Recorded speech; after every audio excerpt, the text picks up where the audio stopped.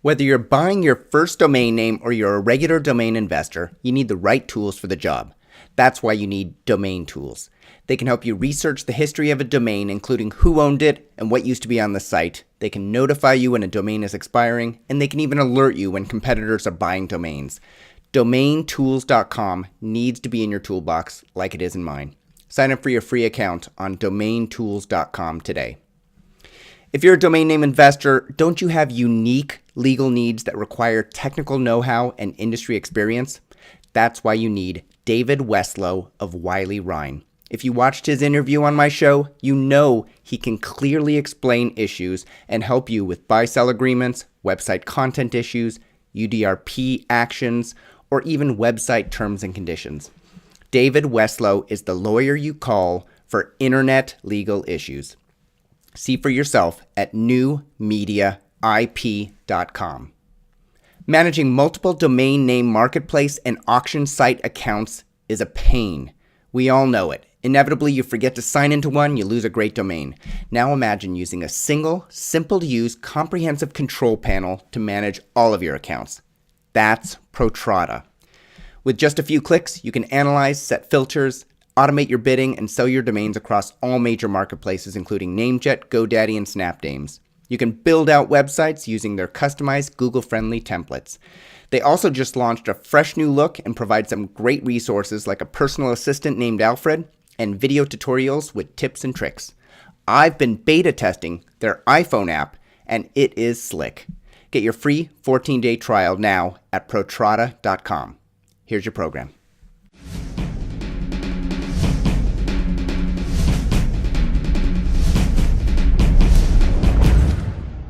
Hey everyone, my name is Michael Seiger and I'm the publisher of DomainSherpa.com, the website where you come to learn how to become a successful domain name investor directly from the experts.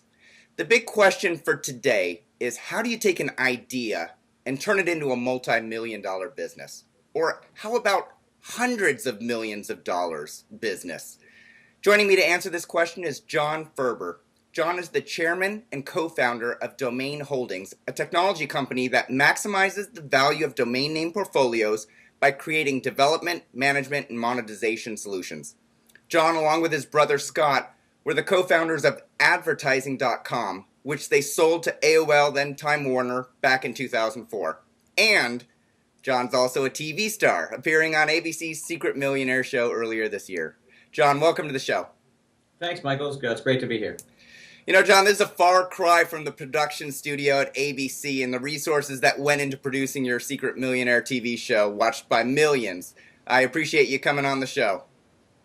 It's my pleasure. Actually, there was no production studio. It was all on the streets of LA and Skid Row.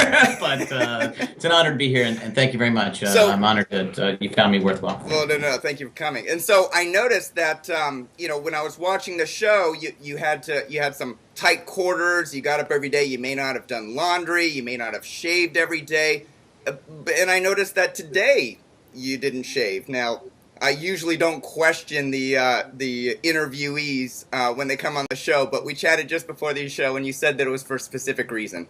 This is true, actually, and I'll give you guys a close-up. You can see how weak my facial hair growth is. The mustache has been going since right around Thanksgiving.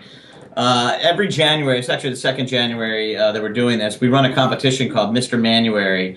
And you can read about it and learn about it at MrManuary.com. The point of Mr. Manuary is to raise money for prostate cancer.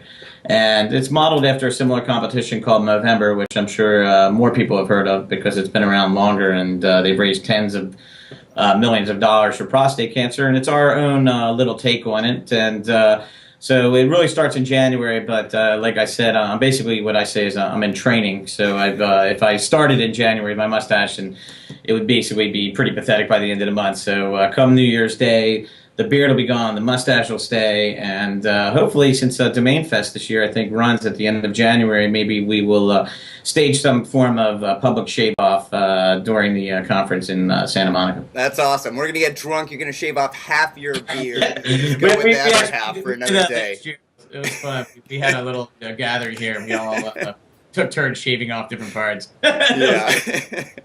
All right. So I'm going to warn the audience also that I'm going to try and mute my mic, but I've got a 1-year-old that just doesn't cover up his cough, loves to cough all over me. So I've got some cough that I've been fighting as well. I want to start off by saying that today's question in the show is a little bit different than what I've done in the past. Usually I say something like, how do you take a single domain and turn it into $1 million business, or flip it for 6 figures, or how do you buy 14,000 domains and lease them for $1 million per year, like the recent Adam Hawley interview. Today is different because it's not every day that I get someone on here who has done what you've done, John. Your payday arrived back in 2004 when you were at the ripe age of 30. Can you tell the audience what happened in 2004? Well, the event specifically I think you're referring to was June 24th, 2004, and we had signed a definitive agreement to be acquired by AOL / Time Warner back then. Now it's just called AOL for 400. Actually, I have it right here. Let's see. You actually have the check right there? Oh. You know what they say, my parents went away and all I got was a lousy t-shirt. Well, there's the loose site commemorating the deal, and so it says 497 million. Is that what it says? 482,000. It says 497, 483, 363. August 2nd, 2004. That's awesome. Wow, 497 million bucks. So, it's one thing to throw out this enormous number, and most people watching the show are going to say, wow, John doesn't even have a bank account that has statements big enough to put that many zeros on it. But, when you sell a business like this, there are other people that are involved. There's a board, there's probably investors, there was your brother, the co-founder. But I read on MSN Money, because, I don't want to be crass and ask you how much you made exactly, John, but if I go out and do my own research and I come up with a number, I can ask you if it's correct. So I read on MSN Money that your share of the $497+ million was $60 million. Is that correct? Post taxes, so it was about 70 and some change. Post taxes, it's not even before taxes.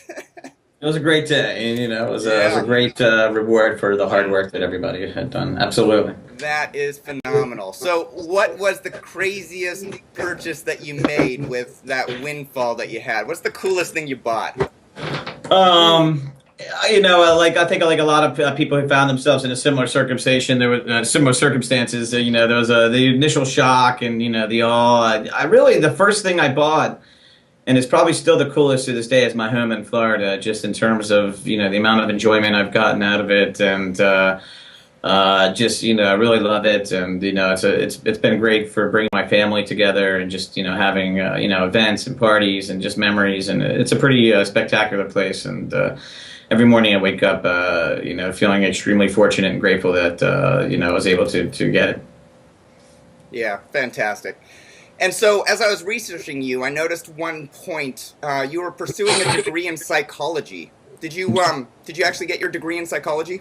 I did. I actually did. I was, back then I was very into computers, but I took some computer classes in college, and what I found was that I knew more than my teacher, and every student would beg me to help them with their stuff, and it just got tiring and frustrated. And everything I've learned on a computer is actually self-taught, and like many of us. One of my earliest memories in general was my sitting around the kitchen table with my brothers and my dad soldering together a Heathkit computer in the it was either the late 70s or the early 80s, and I remember at the time thinking, how's anybody who came in 2,000 pieces? I know, exactly. I can't believe anybody would actually put that together with its 5 kilobytes of RAM.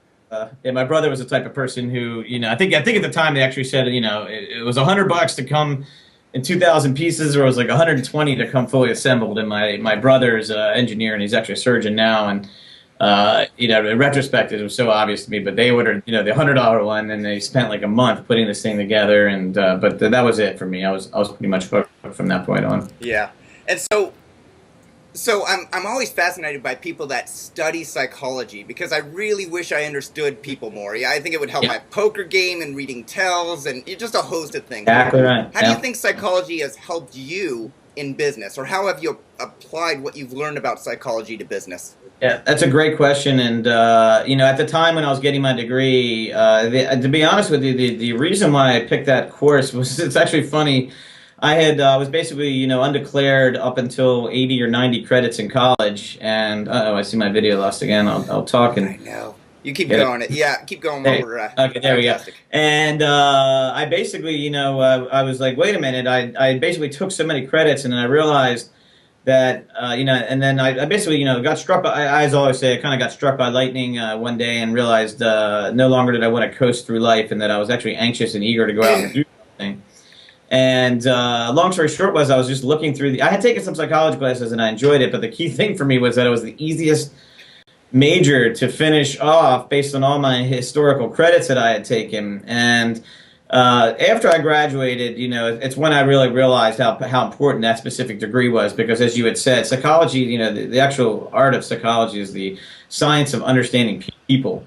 And, a lot of us think that that's, has to do, especially, with our private lives and our private emotions and the private persona. But the reality of the matter is that business is conducted by people, and therefore understanding how people behave, why they behave the way that they do, obviously translates into business. And I've always felt throughout my business career, I was very appreciative of the fact that I did take that degree, because, again, everything that you do is all about your relationship with others and how you manage that. And so I was very grateful for it, and it wasn't intuitive to me. And I remember my mom, was concerned about me taking the psychology degree because, psychologists, for the most part, don't necessarily have the same, don't have tremendous earning power. She wasn't sure where I was going to go with it. And ended up being, I thought, again, it was a great major for me. And I use it every single day of my life, which I'm not sure, everybody else does who went to college. And Yeah. maybe they majored in Latin and, they're not using it every day. But I use psychology every single day, and we all do. And that's what's so great about it. Yeah, no, it's always funny whenever people say to me, it's not personal, it's just business. And I Right. say that is the biggest load of crap, because everything in business is personal. If I'm going to screw you on something, some deal that we're doing, some deal we're negotiating, whatever, like, that's personal, and I take it personally. I don't know about maybe there's some people out there that don't take it personally, but everything in business is personal, and I've got to work with somebody that I enjoy working with, that I respect, and, so I think your words are right on the money there. Thanks. All right, I said my plan for this interview is to talk about building $1 million business and how you, and I want to learn how you launched and built advertising.com. When you first started, it was back in 1998. The company was named TechnoSurf Technologies. You later named it advertising.com. I'm always interested when people start up companies and they grow them into these massive behemoths. Tell me this before we get into it, John. Did you have a work-life balance when you ran TechnoSurf? Absolutely not. Not at all. In fact, I was burned. I mean, I was the moment I woke up. I lived in an apartment in a college housing complex, basically, and it was probably the unhealthiest I was in my entire life. And what I mean by that, I was just working nonstop from the moment I woke up till 2 or 3 in the morning, and then I was just physically exhausted. At the time, I was in my early 20s. A lot of my friends were out there having the time of their life. Going out to bars or going, traveling, going to concerts. And I did, believe me, I'm no altar boy, but, I really worked. I mean, all the way from the moment that, this lightning bolt struck me when I was like 21 or 22.